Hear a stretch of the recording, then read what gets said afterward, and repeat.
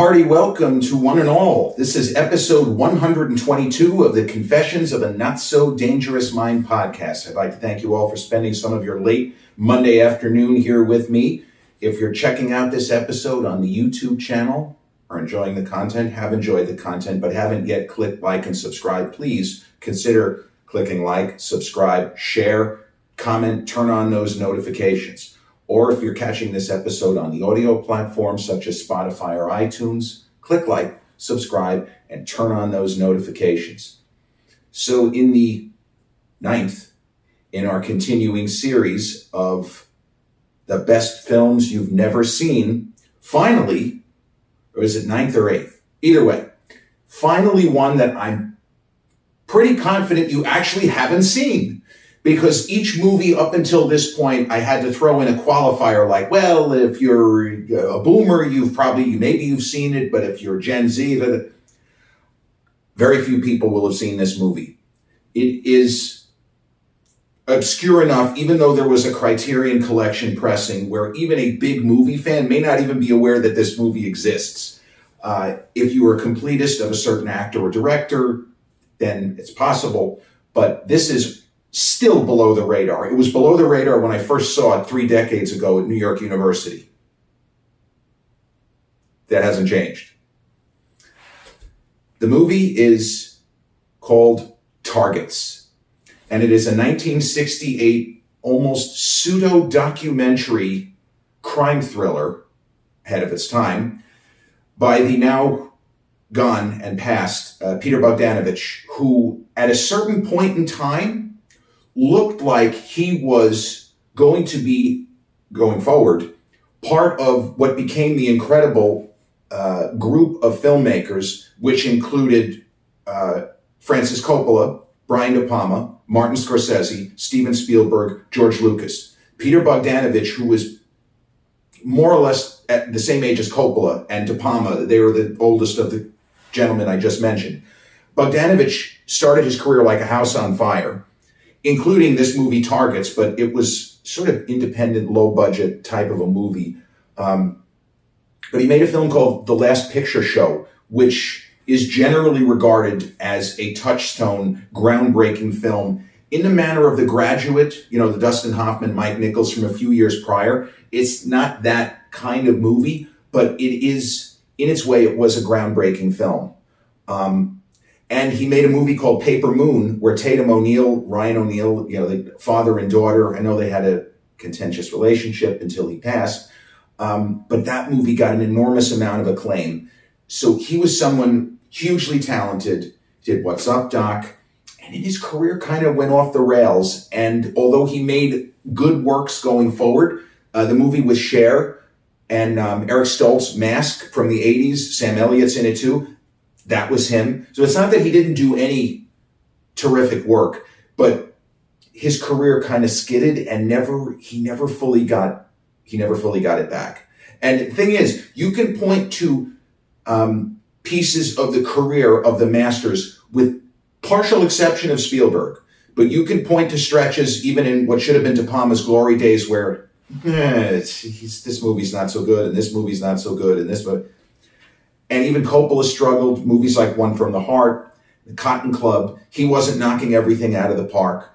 Scorsese had a period, he was still making great movies. See, this is the difference with Scorsese. But from a personal level, he was in a shambles.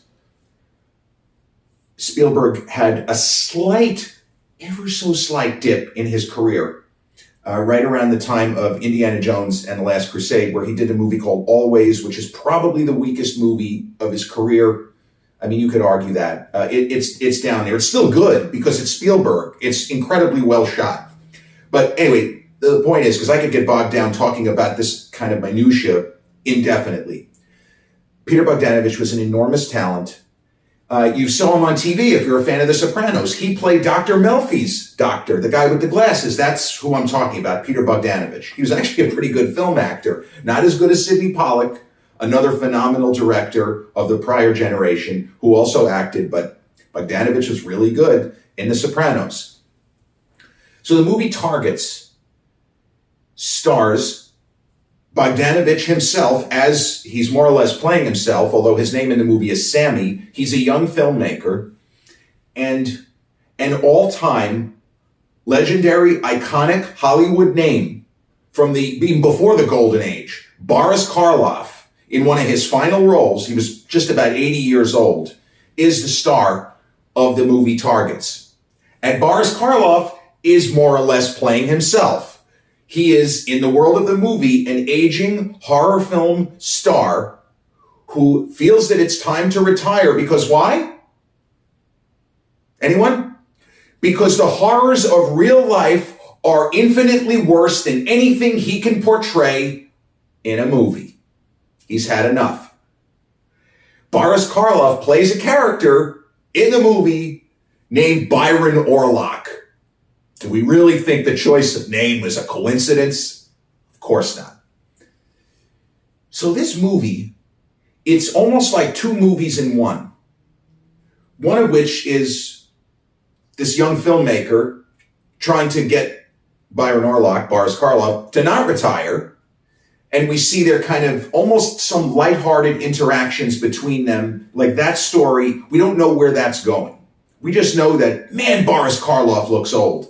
I mean, we remember him with the makeup on in Frankenstein and, the movies like The Black Cat with his old buddy, Bela Lugosi. They had an interesting frenemyship. Karloff loved Bela. Bela was jealous as fuck of Karloff. And in Tim Burton's incredible movie, which is also almost 30 years old, Ed Wood, Martin Landau, who was also in Rounders, I might say, and North by Northwest, but Martin Landau plays Bela Lugosi, and that interpretation or iteration of Bela Lugosi fucking hates Boris Karloff. He calls him every name in the book. In the world of the movie, there's a hilarious scene where somebody comes up to Bela and says, Mr. Lugosi, I love your movies. Can I get your autograph? And Martin Landau, who won an Oscar, he was so good, Best Supporting Actor as Bela, kind of puffs his chest to certainly. And he's getting ready to sign for this young man who's just a fan of his. And then the kid makes the mistake and said, I loved you in whatever movie it was, The Black Cat. You were so good as Karloff's assistant. Sidekick, he says. Karloff's sidekick. And all of a sudden, Martin Landau's face changes. Karloff? Sidekick? Fuck you! Fuck you! He ends up not signing for the kid. It's a fucking hilarious scene.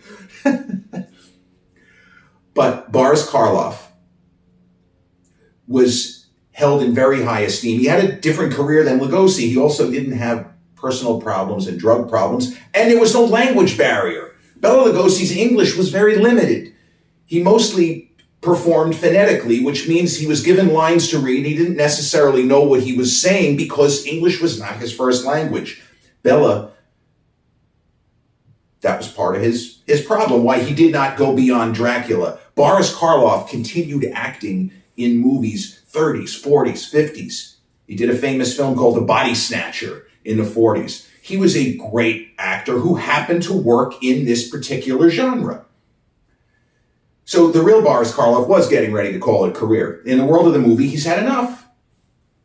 Now, while we're taking in this somewhat lighthearted story of Boris and Sammy, the Peter Bogdanovich character. Bogdanovich he was 28 or 29 when this movie was shot. We have a side story, which is actually not a side story. It is a parallel main story. Another way this movie is different. It's not something that's normally done, where you have two separate narratives, completely separate. We're not talking Chariots of Fire, where you have two main characters. They're going for the same goal. This story has two different narratives taking place at the same time. And we're like, what the fuck? What does one have to do with the other? The other narrative is about an all-American boy who seems to be going through some kind of psychological break with reality. And that side of the story is loosely based on I believe a Texas native named Charles Whitman, who just randomly shot a whole bunch of people just because he wasn't all there.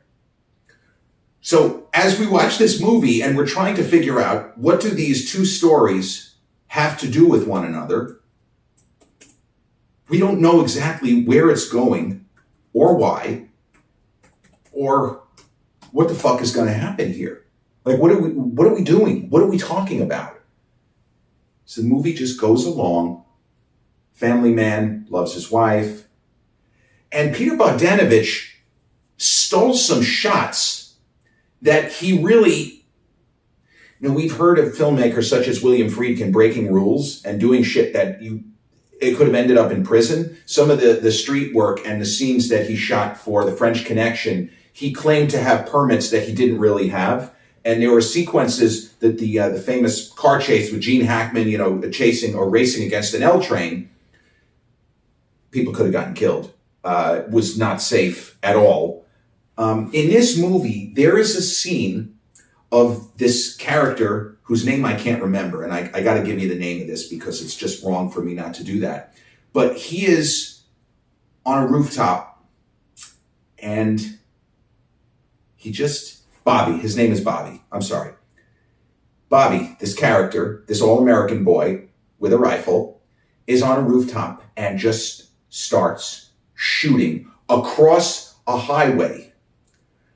Now, as I've used this phrase before, there are times where I'm watching a movie and I cannot fathom or understand how something was achieved. How did they shoot this? How did they shoot the stunt in the movie U.S. Marshals where Wesley Snipes almost appears to zip line from the top of a building onto a train? I see, using deductive inference, I can figure out, okay, well, he started here and he ended up there. But you try to calculate, well, how did they achieve this shot? And I don't know. There is a series of shots in the movie Targets of a guy on a roof and traffic driving across a highway that can't be part of the film shoot. They didn't have a budget to stop fucking LA freeway or wherever the hell they're supposed to be. But guy is shooting and there are people all the way across that are dropping as if they're hit. And you're like, what the fuck am I looking at? Is this a snuff film? Because that's what it seems like. And we know that that can't be what it is. So this movie does things I certainly hadn't seen before this. I was 20 years old when I watched it. And I should point out, I always say I should point out, I saw this movie but it was supplemental viewing for a class I took my very first semester at New York University, now almost 30 years ago. Again, I keep saying 30 years ago, 1994, a lot of stuff happened, right? That's the year of Pulp Fiction, Shawshank Redemption, and Forrest Gump in the world of movies. We didn't screen this film in class. This was what was known as supplemental viewing. Now, nowadays, this sort of thing is a piece of cake because you go to any streaming service, you have a shot. And the movie Targets, obscure as it is, and it's another one, it has never been free on any streaming service that I know about. It sure as fuck hasn't been on Netflix. You can rent it through Apple or Prime. So you'll see where I'm going with this. Professor Legowski, my favorite professor at NYU, well, him and Robert Scar, the late, great Bob Scar, those were my two favorites. But Professor Legowski told us, I'd like you to try to see this movie. It has been released on VHS. This is the kind of information, again, in the years way before DVD and where Laserdisc existed, but Laserdisc never caught on the way that it was expected to. Neither did Betamax, for that matter. Sorry if I'm speaking a foreign language to the youngins, but this is what we were dealing with. But Professor Legowski said, I'd like you to see this movie, but I understand that there is a chance you won't be able to. I don't think they had a copy in the Bobst library. That's normally how we did supplemental viewing. This seemed really high tech at the time. We went into the library and they had a master list of VHS tapes. VHS tapes.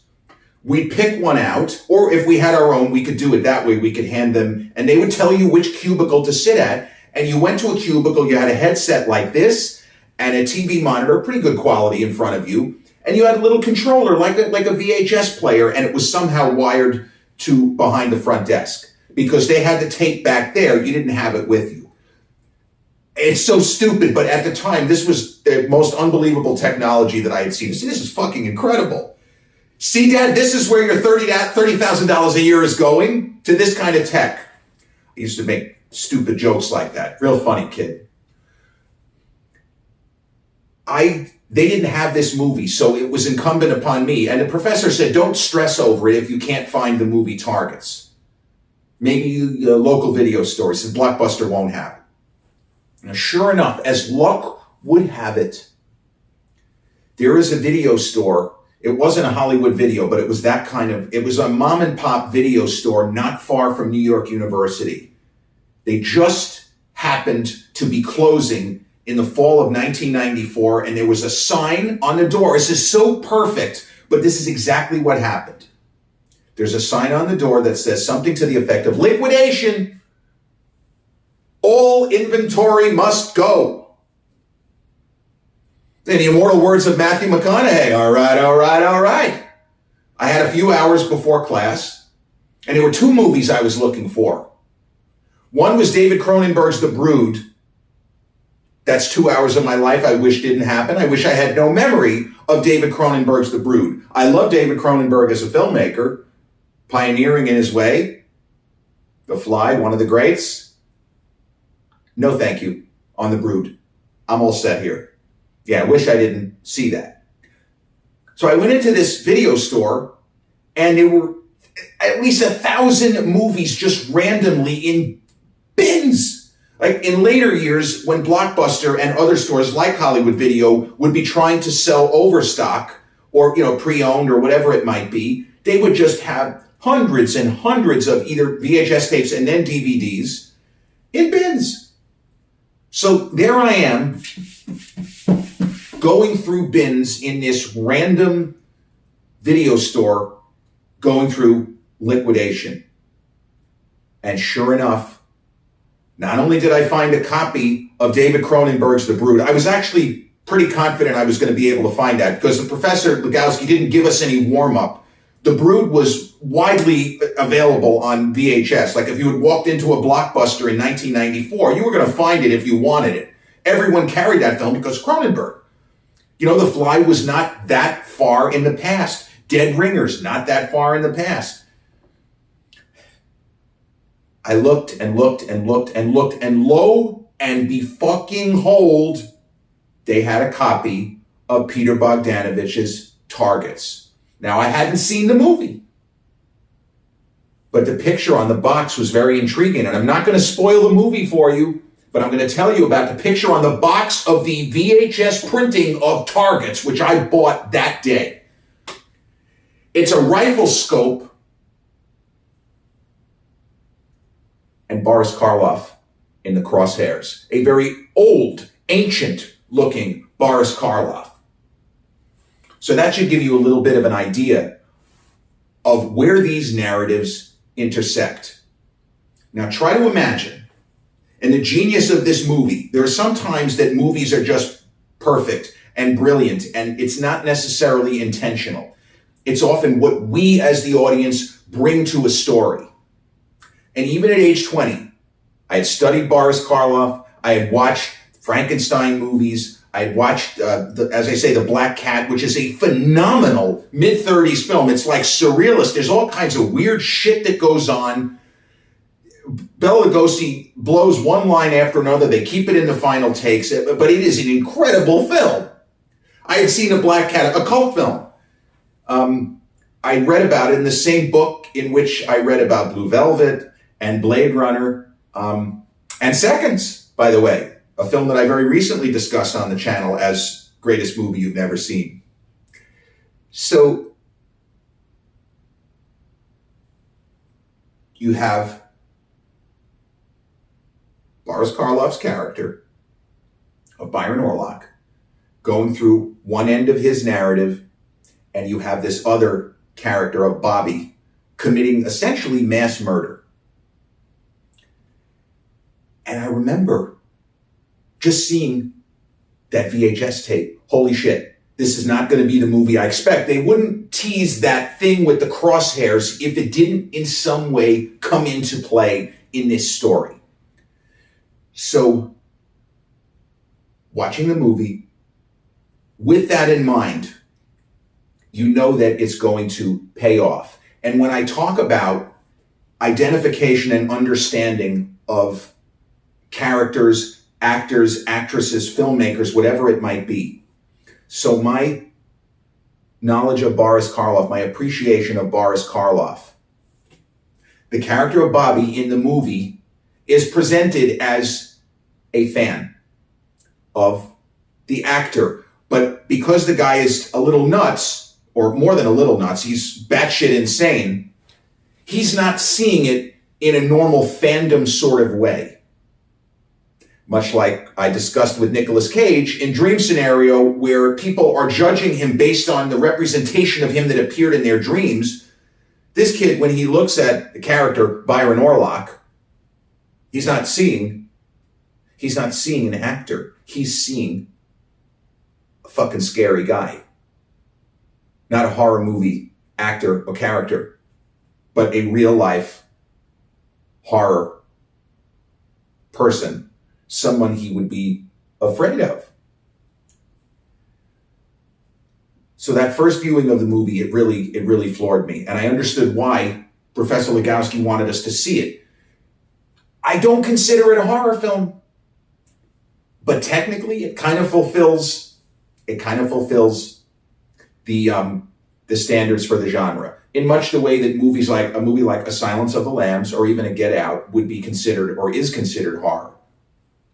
But what this movie does is it builds to a climax we don't see coming and aren't expecting. Now, I was expecting something because of the crosshair picture of Boris Karloff on the VHS tape. But I'm not going to spoil it.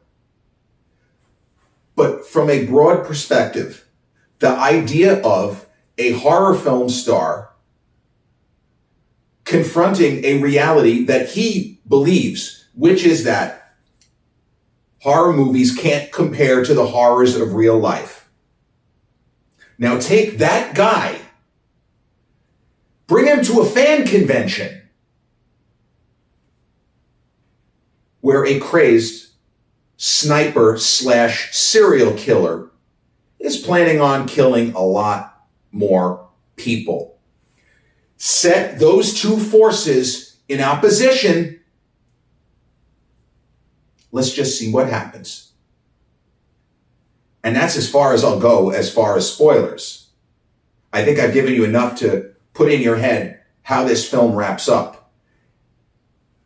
If you know nothing of Boris Karloff, and this is again the identification aspect, if you walk into this movie having never seen a film with Boris Karloff, the last 10 minutes of this movie, it's not going to hit the same way. But as somebody who was already a fan, holy fucking shit. Wow. And when cinema is at its best, your prior experiences cause you to feel almost like a joy at what you have witnessed when a movie really hits the numbers and hits the marks. And even me at age 20 was just blown away by this film. Now, from a broad, again, perspective, one of the reasons why this movie never got a wider platform, Criterion, absolutely, that's great. But I mean, as far as why it is not more seen, well, the film begins, Bogdanovich had to add a little codifier to the beginning of the movie, basically saying, well, this isn't really based on any real events, and we can't be held responsible for copycat killings, something like that. Just the fact that it, in a very flat, disaffected way, shows us good-looking, all-American boy who just randomly starts murdering people.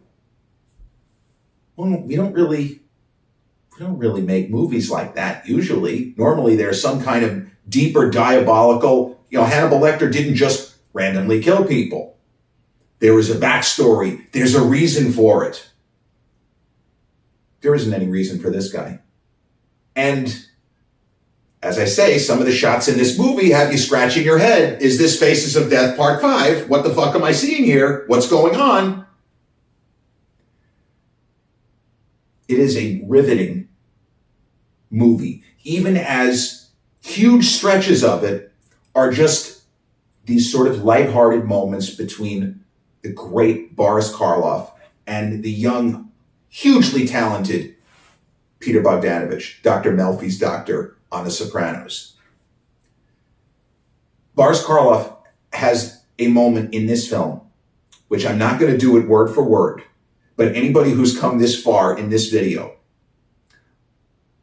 I want you to Google the phrase, meeting in Samara, Boris Karloff.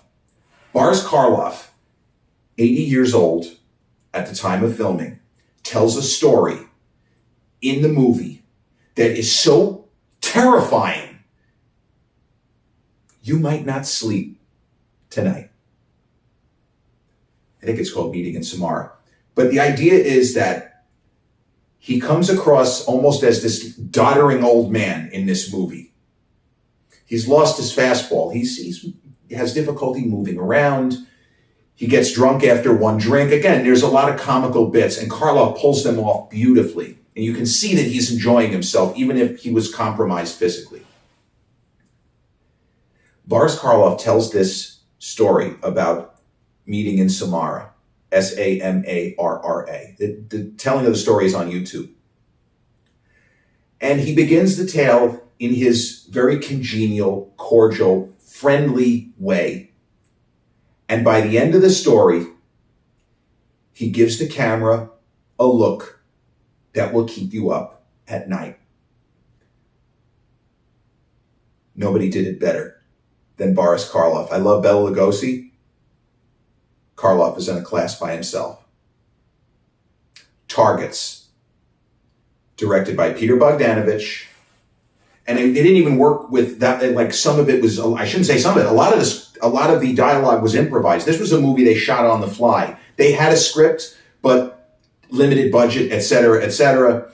So there was a lot of ad-libbing and a lot of things that took place during filming that weren't expected. And the story that I'm relating about Boris Karloff meeting in Samara, I don't know that was originally in the script, or they just let Boris, if you got it, let's go. This will be fucking great. And it is. So, Targets, 1968, directed by Peter Bogdanovich, starring Peter Bogdanovich, and the magnificent horror film icon legend, Boris Karloff. The 8th entry in our continuing series of the best movie you've never seen.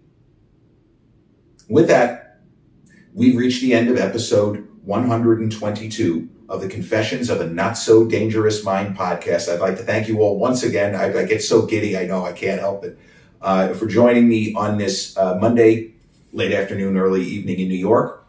If you caught episode 122 on the YouTube channel, have enjoyed the content so far, but haven't clicked like and subscribe, please do so. And don't forget to comment and share if you know of people who might enjoy. Or if you've caught this episode in the car, on your iPad, iPod, whatever, click like, subscribe on Spotify or iTunes, Click like, subscribe, turn on those notifications. I'll be back with episode 123 real soon. Till then, peace.